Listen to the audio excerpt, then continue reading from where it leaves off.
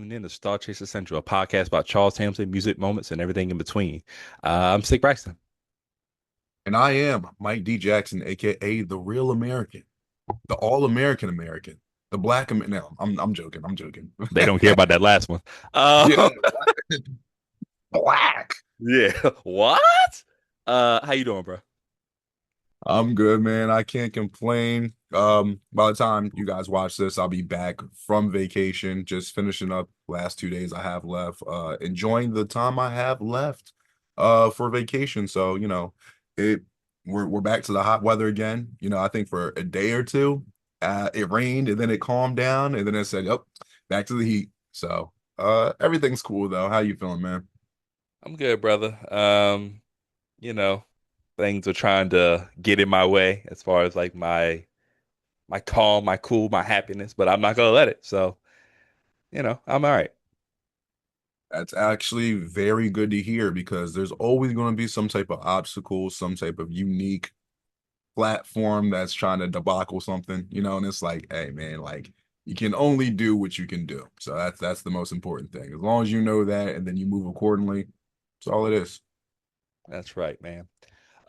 We are back. We are back again with a new episode of Star Chase Central. And today we are reviewing a tape that I don't think a lot of people bring up a lot. We are reviewing Camera Coolant Egyptian Circus.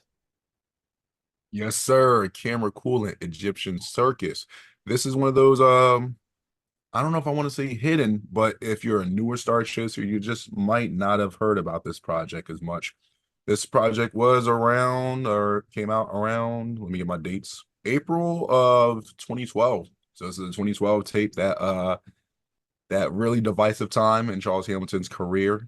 So a lot of music came out around that time, but um it's crazy because I remember when this came out and I was actually trying to look up like information on it because I'm like, I know there's like some type of talk, some type of hubbub with the Star Chasers that, you know, said how they felt about it, but it's one of those things where like I really couldn't find much. It was like a lot of the other tapes that surrounded it, I found like information on it, but not as much on this one. I will say this is a fan request. Like we told you guys before, we've been doing some fan requests recently. And was it I think it was Leech? Yeah. I think the name Leech on Twitter. Shout out to Leech. Requested this one. So this is a special shout out to you, buddy. So yeah, but with this tape, 2012 tape, not much I could really find on it, like trying to backtrack. It's one of those things where I remember a few things being said, but it's a shame because a lot of things have been lost to time. So it's really all I got for that one. Yeah, it's one of those things where even when we talk about the scope of like 2012 and the amount of music that came out during that time period, um it's one thing you brought up that much. I'm sure it got like sandwiched in between like a bunch of tapes that are more well talked about, or like in a time period where, it's like just, we've had a situation where something's been sandwiched between a couple of tapes, and it's like you hear about the we'll call it the crust, but not the inside of the filling of the sandwich. So I feel like this is kind of what we're dealing with here. Um, Saying that you remember when it came out, do you remember your first time listening to this? Oh, most definitely. And I could tell you 100% wholeheartedly, I did not like this tape. Uh-huh. I remember it not like it was yesterday, but I definitely remember when oh, by the way, one thing I do remember, the cover, another cover created by Chris Rivera. So shout out to Chris Rivera for that one. But yeah, I remember when this tape came out and remember being like, no, nope, don't like it. Don't like it. And of course, we've had to double back on some episodes before where it's like, all right, I know how I felt about it then, but versus now, it's up in the air. Sometimes I've been like, nah, it still stands, but it's going to be an interesting one today because I remember listening to it and all I could tell you is this. I can't remember too many songs from it. I just remember it's one of the lo-fi tapes, and I was just like, at this point, I was like, yeah, I'm done with the lo-fi stuff. Like it just sounds like Charles in the trying or he's trying to like push people away on purpose. That's kind of how I felt at the time. And I'm just like, really being questioned here. I really feel like my allegiance is being questioned. Like, man, what are we doing here? You know. But yeah, I remember my first time. And this is this your first time listening, or have you heard this tape before? No, this is definitely my first time. 2011, 2012 is kind of like a off period for me. More so 2012, I think, just because not necessarily. I just stopped looking up every tape because at this point the quality wasn't to where it was tape after tape where I was used to. So I was like, let me pick and choose. Let me kind of feel out what people are saying about certain tapes, and then if I want to, I'll go back and check it out. This did not make that list. So this is my first listen, and yeah, so I was excited to kind of see what this portion of Charles' career was giving out at the time, even though I kind of had a inkling about what I was going to hear. Um, the tape is 14 tracks, which is a little bit longer than what we've been doing lately. We've been like on like a 7 to 8 song kick lately. So we'll go back to a tried and true method of doing three best and three worst or three less good. I do want to talk about the cover though. You said that Chris was able to put this together. How do you feel about this one? So I actually feel like this cover is actually on brand. It's when I first hear it, like camera coolant, like a lot of times I won't even call the tape camera coolant. I just remember Egyptian Circus. Like I Mhm, remember that. But either way, like it's one of those things where like the cover, like when you look at it, you see, Sonic, and then you have like the kind of like Egyptian theme with it. So I'm just like, yeah, perfect.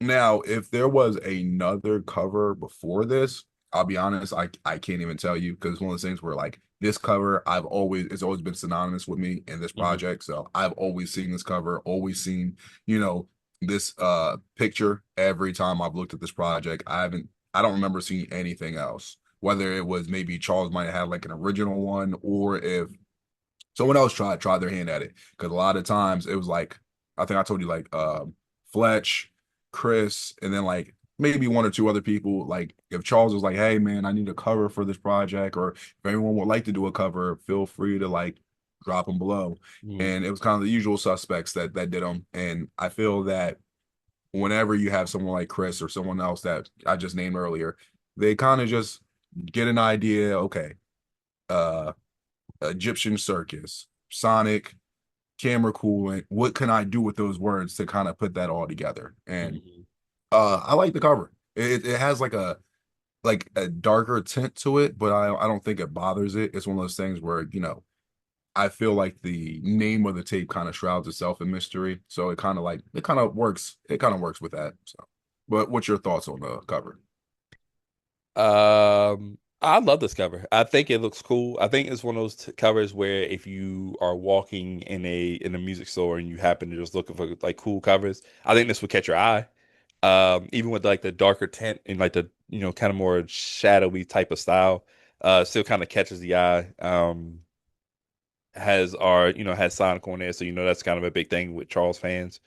And kind of in like his Egyptian attire, I kind of give it like a crossover between him and Yu-Gi-Oh kind of. So yeah, I think it's definitely one that kind of catches the eye. I think if you put like certain tapes on a table and you're looking at the covers, I think this one would attract you more than maybe some other tapes. So from a cover standpoint, I like it a lot.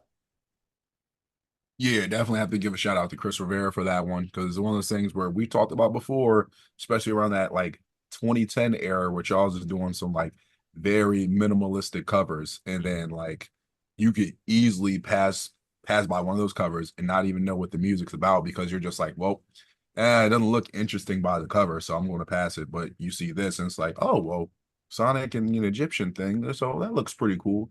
And Mhm. then obviously once you open up the music, then you kind of pick and choose how you feel about that type of stuff. But I want to say definitely like when you're in if we're in April of 2012 when this came out, by this point if you're not sure who Charles Hamilton is, then you're going to might be surprised maybe by like the lo-fi sound quality.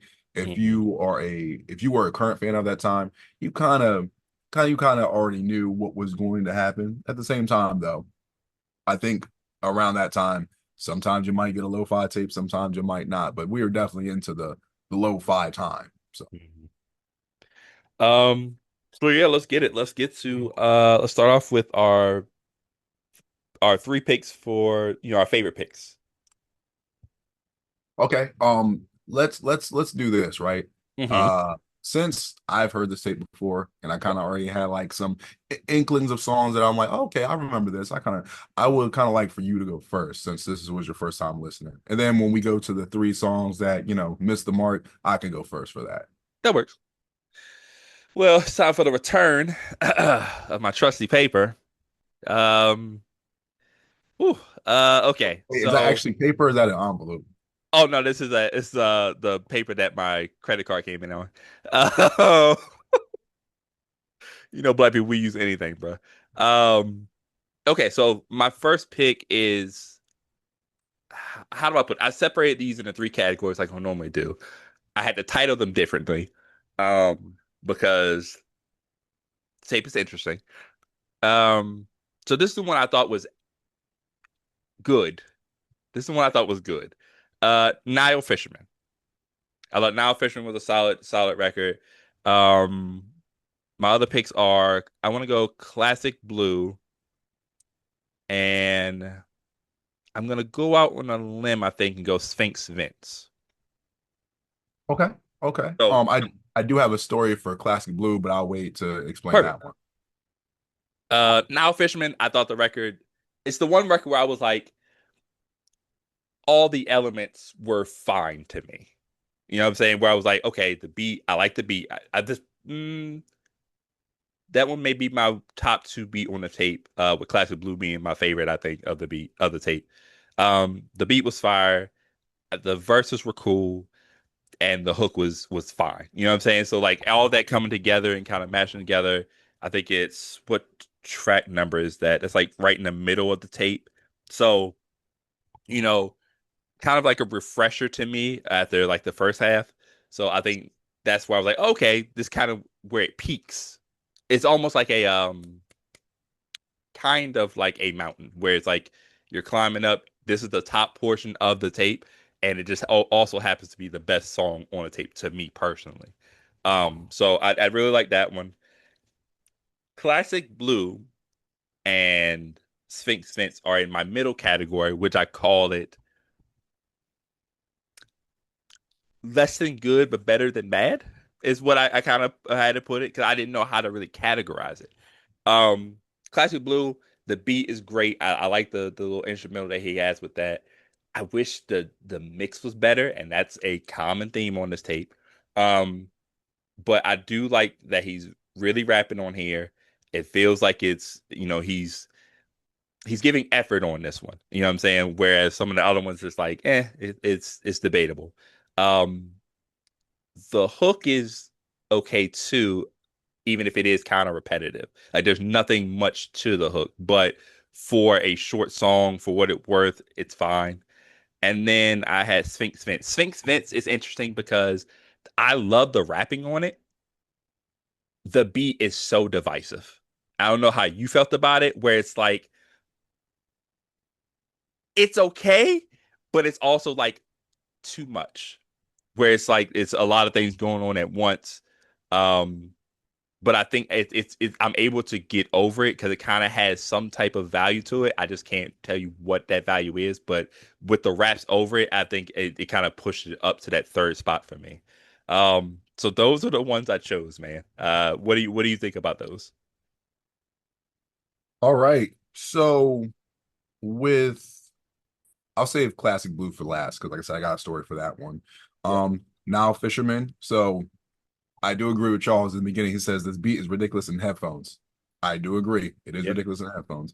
The one thing that like my one knock I kind of have on it was I said the vocals could use like a little bit of a volume boost because like the beat's nice and I know like I said we're talking about lo-fi tape whatever so Yep. you got to taper some expectations but it's one of those things where like I feel like the beat might have been a little bit louder than the vocals. You could still hear the vocals, but it's one of those things where you gotta really listen in. Hook was cool, so I was like, all right. Now, Sphinx Vents. You are right. The beat is very divisive. You hear the sample in the beginning, and it's one of those classic samples where I can't think of like what the sample is, but it's the y'all ready? Yeah. Whoa. So that's like a classic, like, if you heard like early hip hop, like it's been in hip hop forever. But this is what I said. I said I'm not sure if the static was baked into the beat, you know what I mean? Because like some of Mhm. the sounds, like Charles is going for like this gritty, unpolished sound, especially at this time, whatever. Like it's supposed to sound like that. That's how he's making the music on purpose, Mhm. especially for a lot of these songs. I was thinking about it. I'm not sure if like, let's say if he didn't make it sound like that on purpose, if cleaning the sound up would have made the beat sound better. Because in the background, while Charles is rapping, you hear the yeah, woo, Mhm. yeah, woo. And like part of me, I'm like, even if this was like a more polished sound, I don't know if I would have liked the beat. I think I would have been bothered by that, like, or distracted by that sound anyway. You know what I mean? But Mhm. maybe because of like how lo-fi it is, I'm less distracted by it, if that makes sense. Um, Charles does go bar heavy, you know, and he does mention like basically no one's listening, no one's watching, but he's going to still do him. You know what I mean? So at this point, he's very aware of like what's going on with his audience, or Mhm. you could say kind of lack of, because his whole thing, he kind of has that theme going through a couple of these songs where no one's paying attention, no one's listening anymore, no one's watching anymore, but I'm gonna still keep making music. Um, and the way this beat just sounds, I think the hook explains it well. Come take a walk inside my mind, and it's just like all these everything all at once coming together, and it's like it sometimes sounds chaotic, and I was like, Mhm. well, that's the mind of Charles Hamilton, not the project, but um then we said Classic. oh, Classic Blue. Thank you, Mhm. thank you. All right, so uh probably one of the best songs on here, I'll say that. Song starts off with the sample playing out, and then the beat comes in, and like we said, it's lo-fi, but it has that smooth feeling to it. I want to say oh, no, not that one. Well, the verses are good and the hook's cool. Charles, he speaks on like the fan disapproval once again, basically just fans maybe not enjoying the music as much as he wants them to, and he's like, I'm still going hard for y'all, I'm still trying to make this music, but it seems like no matter what, the all y'all keep talking about is making a classic, make a classic, make a classic. And I think this is where Charles has gotten so fixated on, and we've had a conversation with him before. Oh, y'all just want me to make another Pink Lava Land. Y'all want me to make another. It's like that's not what that is. At Mhm. this point, because you got to think about it, from '08 to 2012, that 4 year stretch or 5 year stretch, you want to call it, Mhm. at that point, yes, I could see like that being the thing, but I think all the fan backlash he got from around this time period kind of messed with his mind a bit, to the point where he still somewhat thinks that now. And it's like, no, but it's one of those things where Charles is basically talking about the stress and struggles of making music and making the stuff he wants to make, but then people not necessarily liking it, but him just keep trying to go back to work, and him trying to keep holding the fans down. You know what I mean? Where it's just that it seems like that, not to quote John Cena, but that abusive relationship, where it's Uh-huh. just like, man, it seemed like nothing I ever do was good for y'all. Um, so here's the where the story comes in, right? In the second verse, speaking of second verse, a lot of this project has just two verses. We're not doing the three verse thing, whatever. Um, so in the second verse, I'm not quoting it directly, but basically Charles says at one point, he's like, I love y'all, would do anything for y'all, but sometimes I want to snuff y'all. So I basically kind of got triggered because I was like, oh, I remember this now. I remember this song exactly. So this is what happened, right?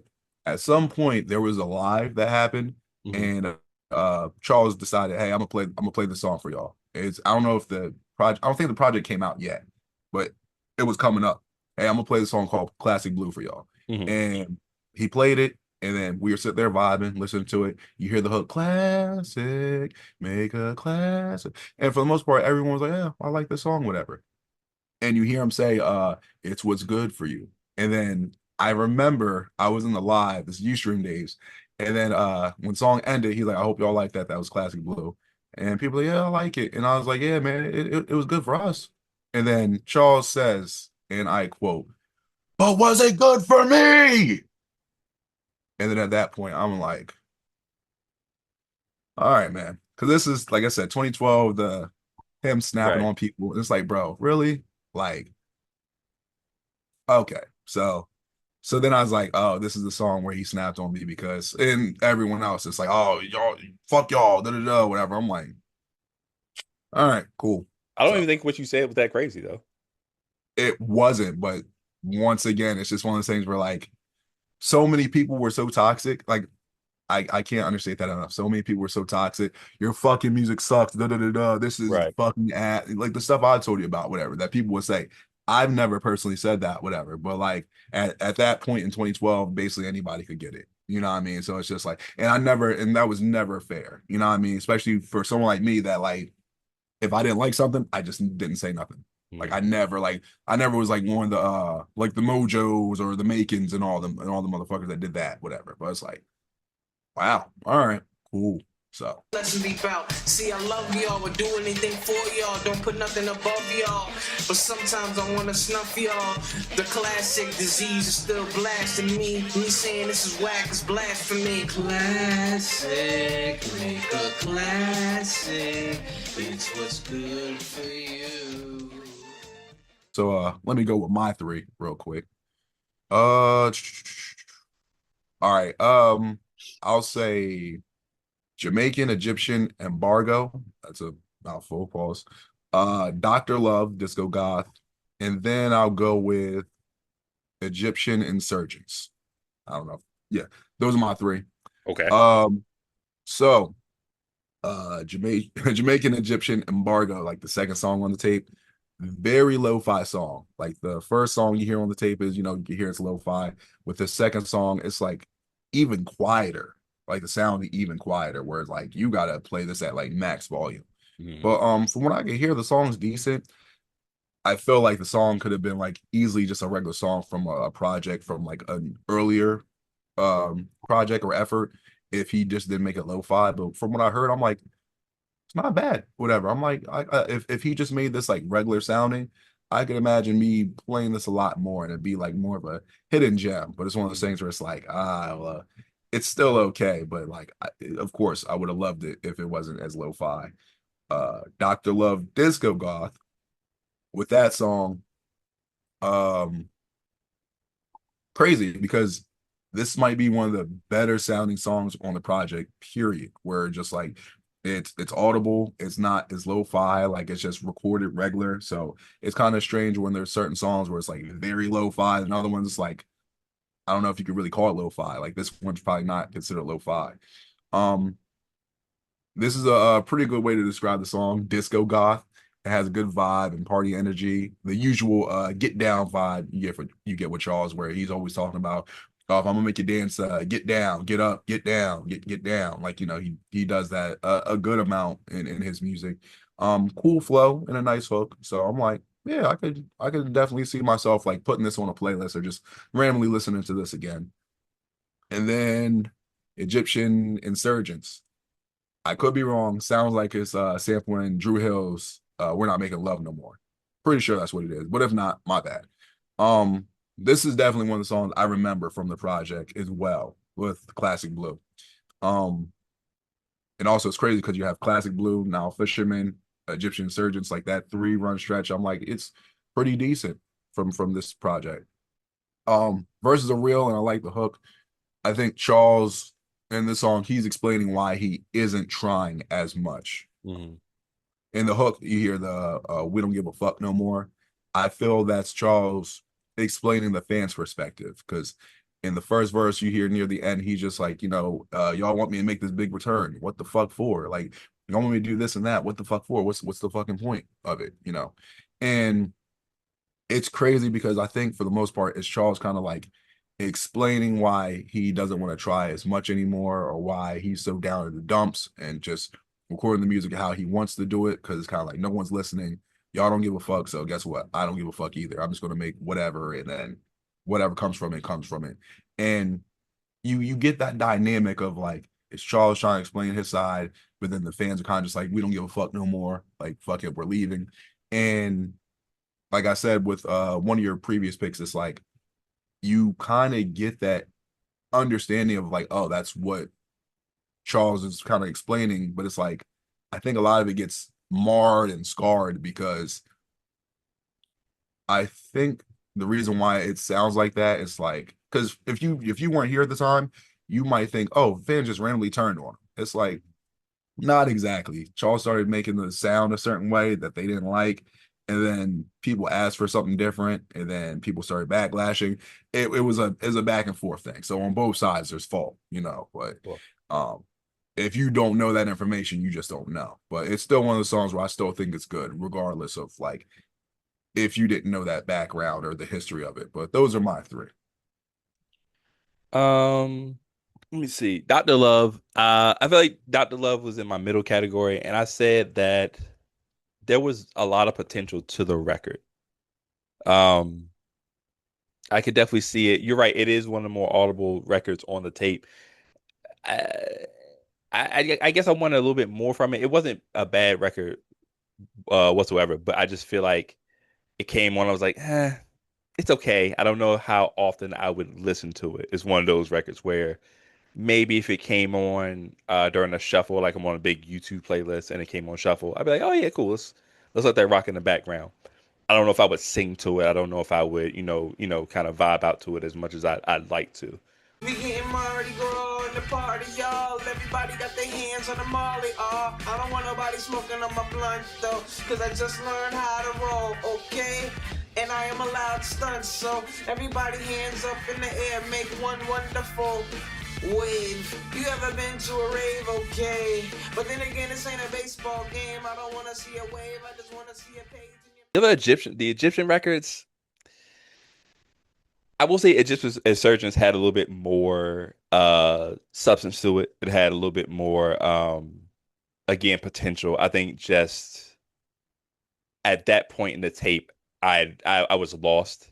At that point, it was just like too much up and down, too much lo-fi, and then there's a solid record, and then you're going right back down to the less than quality stuff. We'll say, right? So that I may be judging that one a little bit too harsh, but at that point in the tape, it's just like, bro, I'm going through a slog at this point. Uh, but with that second song, I just wasn't a fan. That quality is. I heard it in headphones first, and I was like, you know what? I was still like, this ain't great. But maybe on my follow up listen, because I usually do headphones first, then I use either phone, a speaker, or whatever. But that phone listen was bad. Like it was on full blast, and you could barely hear anything. And I think that's just a disservice to somebody because like not everybody listens through headphones, not everybody's going to like a big Bluetooth speaker. It's one of those situations. So it's like even if the song is top notch, top tier, I have to listen to it one way. I just to me that's just unfair to somebody. That song has to be like the greatest of great for me to be like, all right, I might just have to deal with this. You know what I'm saying? If that makes sense. Yeah, it's one of those things where that's my fault, whatever. Because once we found out this is the tape we were reviewing, I should have definitely told you, like, under no circumstances try to listen to this any other way. And me, I always talk about, oh yeah, I'm gonna listen to it in the car, and Mhm. this for me strictly because I was already aware of this tape. I'm like, this is strictly headphones only. I'm not even gonna try to listen to this in the car. I'm not gonna try and listen to this on like speakers or whatever. Cause I'm like, I know what this entails, whatever. But it's more of when I go back to listen to this, like, are there any pieces to the puzzle I've missed? Is there anything where now that time has passed that like I can kind of look at this a little bit, a little bit more differently? And there are some things that I feel like I did miss, and also now that we've been so far removed, like 13 years, it's like, okay, well, I might be able to look at this a little bit differently. But of course, there's still some stuff where it's like, no, if it's still this, if it still sounds like this, it still sounds like this. But of course, we're always going to differ with our top threes or our best threes, and I think that's the more interesting thing about when we tackle these type of projects, because it's like, of course, you have something that's lo-fi. It's like, all right, so you already know what the sound's going to sound like. Mhm. What how will you pick your best three in this situation? Um, Also, before we get into our less than stellar three, uh, we get a mind my business mentioned on this tape too. So maybe we're bugging. This is so early. Like this has just been a regular occurrence. Definitely. It's one of those things where you know why? Oh, I'll give you the example I gave Charles yesterday, right? Because me and him we were having a conversation, and basically I'm not going to say the whole conversation, just for privacy reasons or whatever, but just one of them situations where especially when people they rag on Charles about certain stuff that has been in his past, like kicking a dead horse or whatever, beating a dead horse or Yeah. whatever.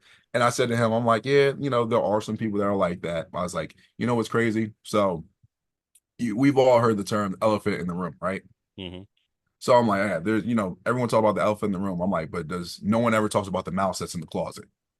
Now I know that sounds crazy, mouse in the closet, but I'm like, if you're in a room, you see an elephant in there, you're probably not going to notice anything else because you're probably as scared as the elephant as the mouse is, or whatever. So y'all both probably right next to each other don't even know Yeah. because y'all like, what the fuck is this elephant doing in the room?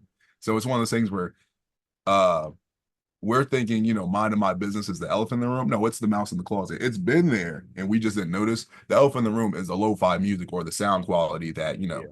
that's been always talked about. Because I could easily tell you, no one brought up, no one brought up minding my business back then. Now we are, but yeah, back then it was always the sound quality isn't up to par or it's not to my liking. That's the elephant in the room. Now that wasn't the conversation we had, but like the elephant in the room, little thing was. So Yeah. just something to think about. Yeah. That's a good way to put it, actually. So now for our lesson seller three. I am counting on you to pick the one that's absolutely a no-no. So, and I have it set up where like if you don't, I can do it. But I trust in our uh music taste that we have at least one of these that is the same. Yeah, we definitely do, but it's one of those things where like I might end up not picking it because I might end up not picking it because I'm like, you know what? I personally ended up being like, whatever. So Sure. here are my just tell me after, don't tell me in the middle of me, doing my spiel. So my three that I'm gonna have to pass on, I'm gonna say oh, actually no, I know which one you're talking about. Well, I'm tripping. Anyway, so my three, I'm gonna say Pyramid Powwows, Turban Music, and then I'm gonna go with Workout 2. That's Okay. gonna be mine. So I'm gonna go in reverse order. I'm gonna go with Workout 2. So Charles crazy because he flipped J. Cole's Workout, which is actually a sample of, Paula Abdul. So, Hmm. but he just did it in reverse, which is crazy because normally when Charles does like a sample, he will do like the original. Yep. Most of the time, he will do the original instead of like doing that. But it's crazy because like the beat, I'm not even like mad about the beat because like you hear where he sampled it at from when J. Cole's part, and to me, it kind of sounded like when like an artist first comes out and they have the regular version, and then there's some DJ that comes out and they do like a remix 90s throwback version. Hmm. That's what it sounds like to me. The beat sounds like a 90s throwback that tries to bridge the gap between the 90s and then the 2010s of that time, whatever, just to be like, hey, this is a blah blah blah. Like I could imagine that beat, that same beat Charles had, and then putting J. Cole's lyrics on it, and then them selling that off to be like, hey, in case you just weren't a fan of that because he let Nas down allegedly and all that. But anyway, so you're probably wondering, oh, Mike, if you like the beat so much, then why are you picking this one? So the hook, instantly the hook. Hmm. I don't know what Charles's idea was, but like it's like this garbled noise with the rapping. It's what is that? Like for me, that instantly took me out because in my head, I'm like, you know what? This beat, I know the song's lo-fi, whatever, but I'm actually okay with it. What was that? Right. That was like genuine reaction. I'm like, oh no, no. I'm like that completely destroyed the record for me. So I'm like, nah, so I can't go with that one. Um, then we are going with Turban Music. Um, Crazy because it's almost the same situation, right? I feel like with this beat, it's super cluttered with too many sounds.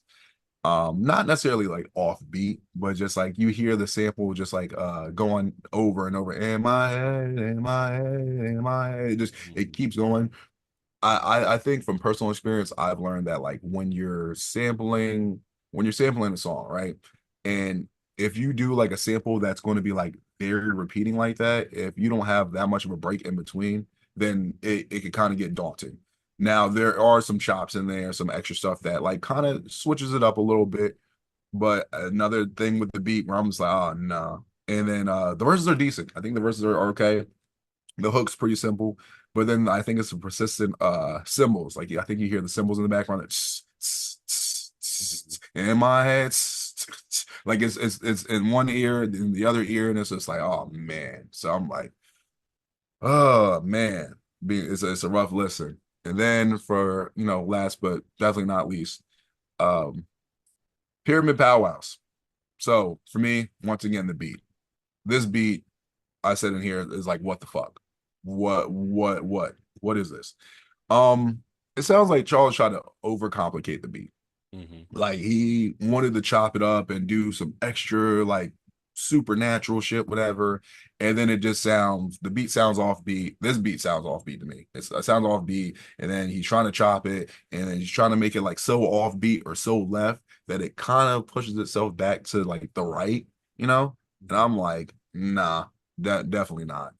Um, in the hook, he talks about, the power of music and wanting, people to sit down and listen to his music one day.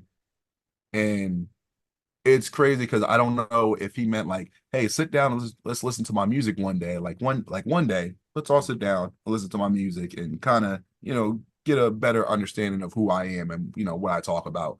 Or did he mean let's sit down and listen to my music in one day? Where hey, we're gonna this is my catalog. We'll listen to this in one day, which is not possible. You're not going to be able to listen to all the Charles Hampton music in 24 hours, but within that time period of '08 to 2012, maybe you could have. Bro, no, I don't even think you can get through 1 year of Charles Hamilton music in 1 day. Probably not, what wishful thinking, right?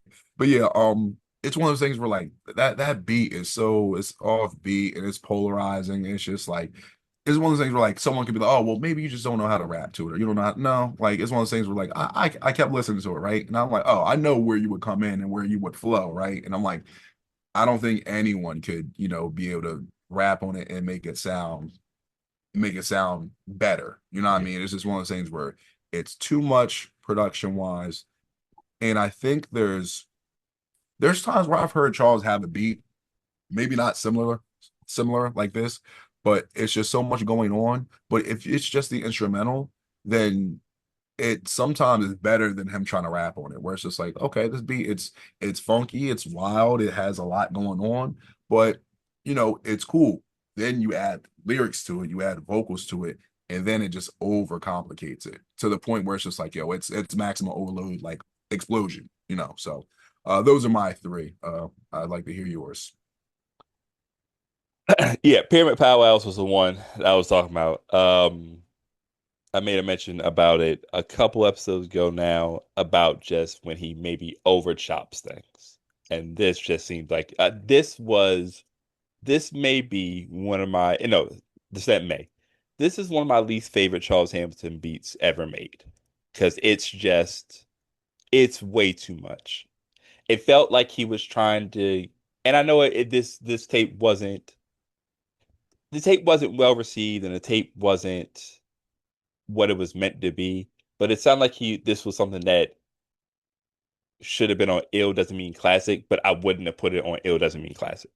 And I want to say Ill came out in 2011. So it's almost like he was trying to relive that era or like trying to gauge something like that, but he didn't do it as well. Because I like some of the beats on Ill Doesn't Mean Classic. I'm maybe in the minority of that. I don't know. But I like the way what the chopping he did on that one. But this was way too much.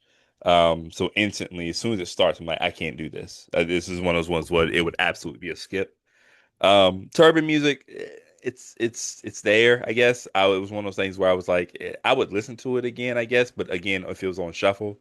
But I understand what you mean as far as the repetitive folk. Same thing with I forgot which one I was talking about previously, where if it's like you said, there's no break in between and you're just hearing it over and over. Yes, it's memorable, but not in the good way, right? Not the fun way where you want to, you want to do callbacks, you want to actually sing the hook. It's more like, ugh, it's draining or whatever. Workout 2 is just lo-fi. It's super lo-fi. As soon as I did the phone listen, the phone was on full blast. I could not hear it, bro. Like you couldn't hear the beat at all. It's that crazy. That shouldn't be a thing. I also don't like, and it goes in with one of my three, but like there's that final 3 song stretch where the first 2 songs are super lo-fi, and then King Tut is so loud. So like once you get off of Workout 2 and King Tut comes on, if you have it on full blast, it like your ears are shot. Because like King Tut is probably the most audible beat on here. Honestly, it's a loud to me, like the loudest or whatever. So yeah, I just that lo-fi, that mixing lo-fi with like decent quality music is so weird to me because it's like if you're gonna go lo-fi, do lo-fi. Just do that for the whole tape. We've seen you do it before. We haven't reviewed those tapes, but we've seen you do it before. Don't mix in a couple because then it's like the volume thing is weird. It's odd or whatever. So yeah, those are some of my picks as well. But for me, I'm gonna go with Cleopatra, and that's what it is, right? Cleopatra and Isis. First song, yeah. Yes, Cleopatra and Isis. I'm going Ghost, a Ghost Desire, and I guess I'm gonna go. I'm gonna go. Glass One. Okay. Glass One that sneaks on here, even though I had it in like the middle category because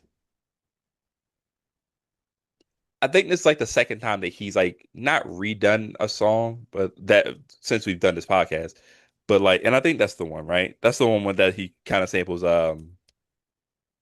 He samples himself.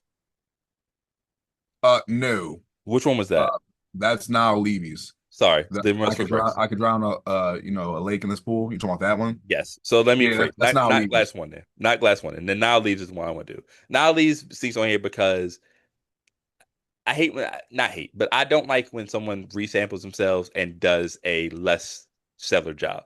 It's like let that one be the one. Like it's similar to when he redid Sensibility on I forgot what tape it was. But But sensibility too. When we heard sensibility too, it's yeah, like so like when he did that, I was like, did you really need to do it? It's like it's unnecessary. So and the thing is now these isn't bad because like he's rapping on there. But it's just like, why'd you do it? You could have done something different. I feel like all I can think about is the record on God, Smokey Robinson's L's. Not that. What's the name of that tape? no. Smokey Robinson's L is the song that he Okay, flipped. cool. All right. That is What's the name of that tape? Crap. we'll get back to it. Yeah, that's fine. It's we liked it at the time. Cats can. Cats can. Thank you. Um, so like it's not a bad record, but it's one of the ones where it's like, I wish you didn't do it. I wish you did something different, maybe. So like it's kind of like a cop out there because you chose a lot of mine. Um, Cleopatra and Isis, it starts to tape off on the wrong foot for me. Again, I understand that it's gonna be lo-fi, but like I've liked lo-fi records before, and this just isn't doesn't meet that requirement for me. I will say it sets the table for what the tape is gonna sound like. So there is that, but it's not something I'm excited for, you know. And then a Ghost Desire, it just wasn't for me. I listened to it a few times and I was like, it's there. It's not really that exciting for me. Yeah, I feel like a lot of records he's rapping and he has a good flow, but it's just like everything around it doesn't combine into something that's listenable or like palatable for me. So it's just a disappointment thing. Excuse me, more often than not. Understandable. I get you. Um, yeah, all right, I got you on your 3 songs. So Cleopatra and Isis. Funny because one of the things you didn't mention was first thing he says starting off, oh man, if you ever got caught cheating, and I'm like, oh, here we go. Charles talking about, getting caught cheating again. And it's funny because, we had that conversation about when awkward and all that type of stuff where it's like, oh, well, I would leave so and so for this person in this universe, in this realm, but I'll just go back in case it doesn't work out because then I'll do this and I'll do all this, but then I'm gonna end up being by myself because, But Charles, kind of tells a story, I guess, of I don't know if that's their actual names or like the identities being hidden, but Hmm. hey, I got caught and I would take her back, but she doesn't want me back, so now that's done and that's over with. Regardless of that, because the verses are okay to me, it's lo-fi freestyle, but like you said, it's not really a great start to the tape. Where I'm just like, man, this is how we're starting the tape off. Okay, but we've had situations before where a tape starts off a certain way, and it's just like, well, it might pick up later on. For me, the second song was a Jamaican Egyptian embargo, where I'm like, another lo-fi song, but I kind of like it better than that one. But yeah, the first song being kind of like that, I'm like, yikes.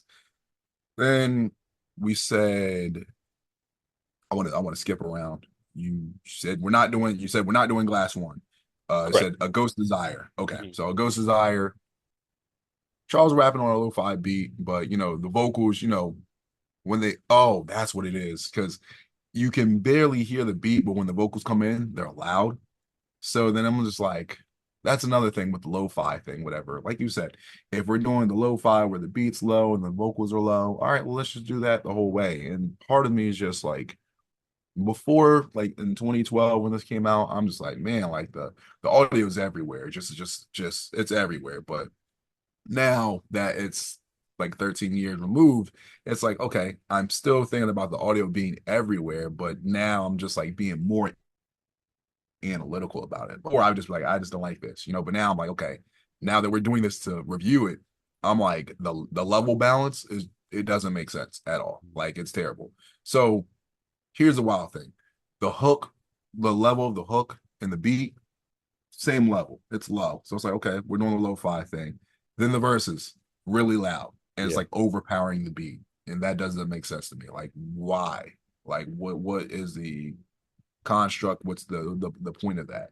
Now, if it's all loud, cool. If it's all low, cool. But it's like the hook's just like this. It's on then the verses come in and then he's doing that's like Yeah. why? I don't understand that. So that's for me. I'm not a fan of that one as well. That was one of my other ones, but I just ended up not picking it.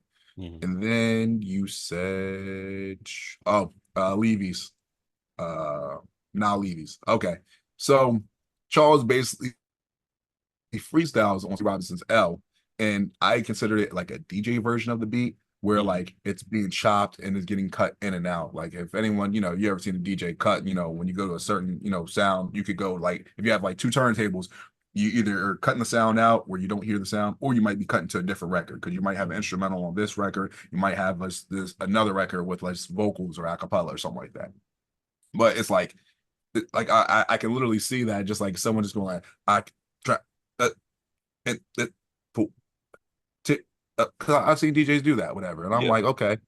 So if that's what he was going for, I'm like, then he did it. But I think the problem is first the rap's good. He's Hmm. rapping, he's freestyling, he's going dope on it.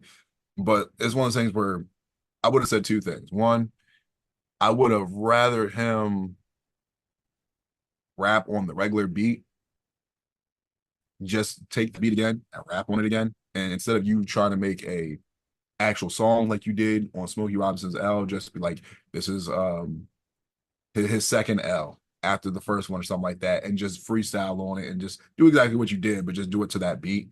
I think that would have just been better off.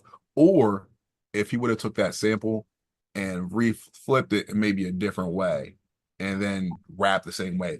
The verse or the freestyle, not a problem at all. But Hmm. like with the beat cutting in and out, like it's not on my worst offenders list, for this project. It's one of the things where I'm like, I just probably wish you wouldn't have done that. But the bars are really nice though. Like I said, if you could sit there and listen to the bars, it's definitely a good listen. But yeah, this for that, I'm like, so, but it's one of the things where I'm like, I can kind of deal with it, but I would have rather, like I said, him just rap on the regular beat without the cutting going through, because I get it, like that's not everyone wants to listen to that, not everyone wants to deal with that. Yeah. But do we have anything before we review this date? Let me double check because you did make a good point of Glass Workout 2 and then King Tut where the beat's loud. I know I did say like King Tut might be one of the better beats on the project, so it's dope to have that, there. Let me see if there's anything else. You know what? Only thing I'll say, like, just to talk about King Tut real quick, or just, something I've noticed, because Charles does say on that song that talks about being misunderstood, kind of having a fetish for being misunderstood. I'm not sure, what that's called, but I'm pretty sure there's a name for it somewhere. But also knowing his faults, also thanking the fans that decided to stick around. And he kind of takes accountability of his actions, but then he kind of doesn't, because in the hook he says, why would you change me? Or why would you try to change that? So it's one of those interesting things where a good amount of these songs we talked about was him talking about giving up on the music. No one's listening. I'm not trying as hard anymore. What's the point of it? And then at the end, he kind of wraps it up in a very confusing bow. But hey, I thank y'all for, sticking around and staying down for me, for the ones that did stay down, And it's one of those things where he did, like I said, he said on the hook, oh, why would they try to change me? Or why would you try to change me? If you know who I am, it's like, I don't think people were ever trying to change you. Of course, when you're a musician, you're an artist, you're going to be sensitive about your music. Of course, especially when you had those people, yo, this shit fucking sucks. Yeah, you're going to get defensive about it. That makes sense. I Sure. don't think people were trying to change him. It's more of, hey, and Charles, I think he knows this in retrospect now, of like, because he always tells me, oh, I know that y'all expect more of me, and y'all basically just tell me I can do better. And that's just where it comes from. For some people, they do it in a tough love aspect where it might not be the most positive way. For others, like I said, if we've heard you doing 5-star meals, and then we see you out here doing 2-star meals, 1.5-star meals, it's concerning. That's just more of what that is. So it comes from most of us a place of love and concern, just to make sure like he's good. You know what I mean? So, but that's the last thing I really had to say. Other than that, I'm ready to review unless you had any other comments. No, sir. Let's get to it, man. We listened just yeah, wow, that was crazy.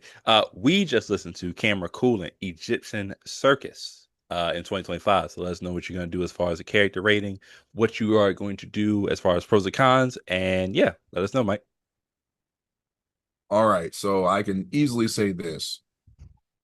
Listening to this project again in 2025 has put some things in perspective, because I think there's a lot of stuff I did miss, on the first go around. Because I'm pretty sure after the first time I listened to this, I don't think I listened to it again. Maybe one or two songs that I could remember at the time, but other than that, I really don't venture back to this tape easily. I could tell you, like, I would see the tape and avoid it like the plague. I'm like, oh yeah, I know I don't like this tape. So one thing I will say now, listening to it, I realize there are good bars and some good verses on this tape, but it's being hidden under very questionable production. Like we said earlier, if it's not like a lo-fi mess, it's a louder sound clash battle in the song, and that's just unfortunate. Where it's just like there's certain songs, it's just really low and you can't enjoy it, or it's really loud and you can't enjoy it either, or just certain things. The one beat we talked about, being really offbeat and crazy, and then other ones just loud, consistent noise and over chopping, stuff like that. Just it gets crazy, with this project. Every now and again, there is a song or two that I think is entertaining for the trained ear, because I do remember at least telling you, or I remember Charles saying, oh, one of the reasons he was doing the lo-fi thing was because with the mainstream media and all that, with some of the stuff they're putting in the music, whatever, he's trying to protect the StarCHasers by, being a little bit quieter on the ear, being a little bit, softer on the ear with the music, And it's one of those things where I'm like, I get the sentiment, but it became a point at the time where it's like, okay, well, guess what? Now that I'm training y'all to listen to this type of music, this is pretty much almost all I'm doing. And it Mhm. becomes a thing where, like you said, you don't have a choice. If you want to listen to this type of music, you have to do headphones. You can't do anything else. Otherwise, you're not going to get the full effect. And even with the headphones or earbuds, whatever you want to do, you still might not be getting the quote unquote full effect. But it's one of those things where you have to basically force yourself to listen to the music that way and find your enjoyment that way. But like I said, there is some entertainment for the trained ear. I'll say this, for people that are lo-fi fans of Charles Hamilton's music, this could be considered like a cult classic. If you haven't heard it, it's one of those things where you could be like, you know what, I actually do like this sound, or I've been looking for more projects like this. This would probably be more for you. For the average StarCHaser, especially the people that didn't like that type of music then, you're not. I don't think you're going to like it now in 2025. It's still probably going to be a pass for you. As far as me, I do appreciate the attempts with the bars and a lot of that type of stuff, but it's too much going on quality wise. So for me, it's Robotnik. It's not for me. I almost gave this I almost gave this a Mecha Sonic too, but I had to think about it. When's the next time I'm going to listen to this project? I'm probably not going to listen to this for a long time. It's probably Mhm. going back into the shelf to not be touched again, respectfully, but it's one of those things where it's just not for me. It's not the quality that I want to listen to or force myself to listen to. So for me, especially in our old age at 36, I'm not forcing myself to listen to stuff like that when I don't have to. So your turn. Yeah, it's sad because I think the one thing I did take away from this, positively, I guess, is that he is rapping on here. Like I like the flows that he's doing during this era, and I like that he's kind of he's got energy to his flow. He's got like some pep in his step or whatever. But like you said, the production choices, the lo-fi stuff, man, it's such a hit or miss thing. Like sometimes it's okay. I think there are times where like he'll have a tape and like one or two songs are lo-fi, and you're like, this is fine. Or if you don't like the song, it's like it's cool, it's whatever. I'll just skip that one. But when it's a tape full of it, it's kind of hard. You either have to be a real fan of it, or the music or the things around it had to be like top notch for you to actually like it. I think the other thing that kind of spoils it is that it's an inconsistent lo-fi tape where, like we said, the first two songs will be super lo-fi where you absolutely need headphones, and then you'll have a song like Dr. Love comes on and you don't need them. So then you're like, oh, I don't need the headphones. Then you get right back thrown into you need headphones. So it's like it's such an inconsistent listen. And like I said, you're forced to listen to headphones regardless, or you really can't enjoy this tape in any way. I think there's some decent beats on here, but again, it's hard if you're not listening to it. Headphones, you're kind of struggling with it. Like I said, the bar's okay. There's some cool hooks. I just think that like you said, when am I going to listen to this again? I'm not going to dig through the crates to find this tape and be like, yeah, I'm going to listen to this now. It's just not going to happen. Um, I'm giving it a Robotnik. It's not something that I'm going to listen to again. I would encourage people who are a fan of that lo-fi music, to go out and seek it. I think if you like the lo-fi music, the raps on here will definitely impress you. But for me, I'd rather just listen to something the way I want to listen to it and have the bars on top of it and the beats I can actually listen to. So yeah, I'm going Robotnik. Yeah, definitely understand, both of us Robotnik, and it's one of the things just not for us. And I think one thing that we talk about Charles being ahead of his time. So I think part of this has to do with that because I feel like when Charles was first trying to do like the lo-fi thing, a lot of people just it was I'll say unheard of or not heard of much. So a lot of people just didn't understand it. Hmm. Now it's like with this type of music, now it's far behind because he was ahead before. Now it's far behind because if you are someone that listens to lo-fi, whether it's lo-fi, rap, singing, or whatever, Hmm. the thing with lo-fi, it's low, but then there's still like the sound quality is still top notch. It's just, not blasting music or whatever. Hmm. So in that situation, that doesn't help Charles's, case either. It's one of those things where like he's going for this like lower sound, this grittier sound, this, it kind of matches like what he was going through and how he was living. Of course, after being dropped from Interscope, going, let's say if he's couch surfing, not having a, stable place to live, whatever, Hmm. like life was kind of ugly. And then, that's how he's trying to make the music to match that. And of course, you could respect that, at a certain point, but at the end of the day, is always going to be like a difference. There's always going to be a difference, and some people are going to be like, you know what, that's not. I'm not going to relate to that. I'm not going to enjoy that. One thing I did want to read real quick. It just reminded me. This is on his blog recently. He just posted this today Hmm. on Monday. Obviously, we're reading this. Um, it was his most recent blog post. I'm not gonna read the whole thing, but he does say on this, I love you, Star Chasers. Safe to say, I'm doing it for y'all. Y'all know, Dilla.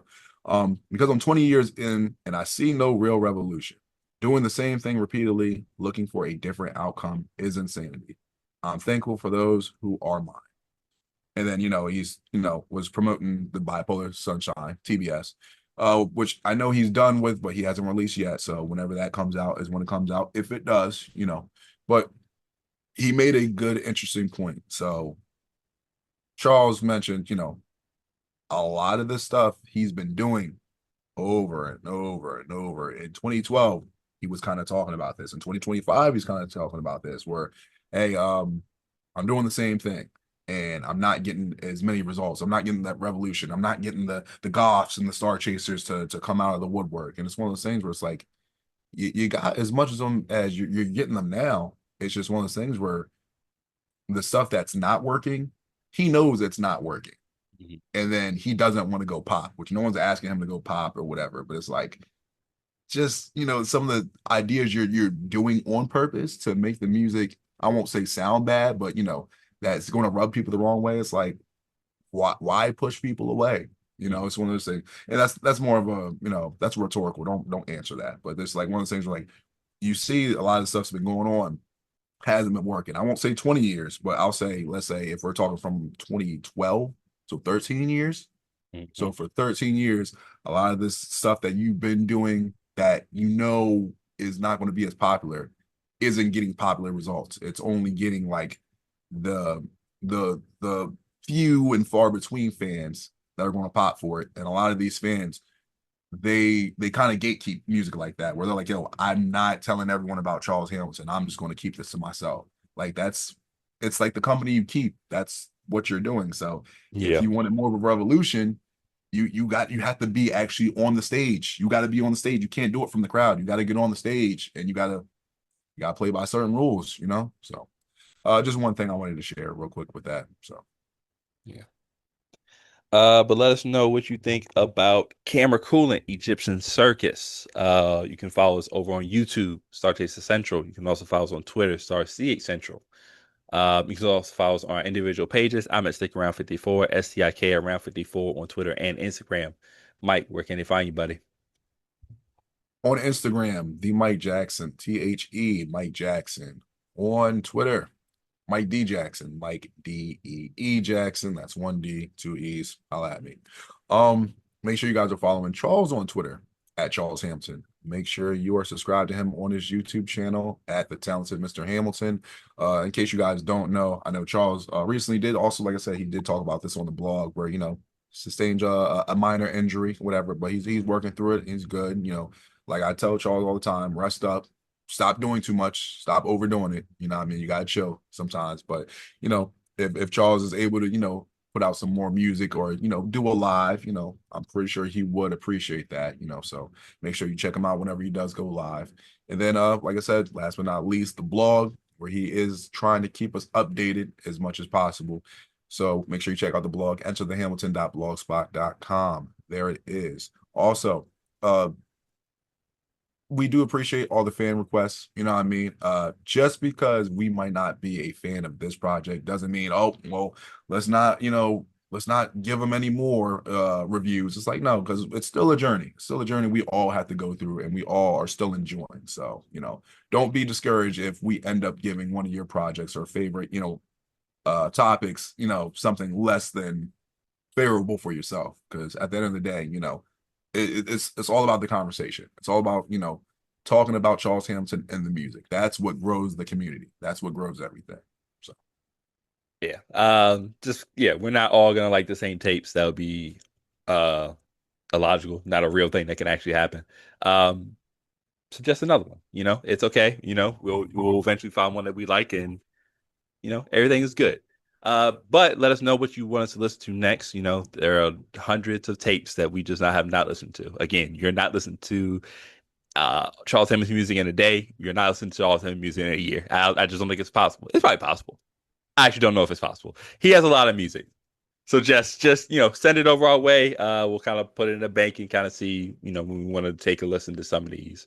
But yeah, and again, we're closing in on episode 100, so really excited about that. I think next week we'll announce what we want to do. I think that's what we'll do on next week's episode for sure. But Mike, you have anything for the people we head up? Just the usual. Thank you guys for checking out another episode. We appreciate it. Just keep rocking with us. We keep rocking with you. We all, we rock together. What did they say on How High? We fucks with each other, fucks with each other, not fucks each other. I mean, Sure, yeah. listen, if you're into that, I mean, it's still Pride Month. Pride And wins. still Pride Month.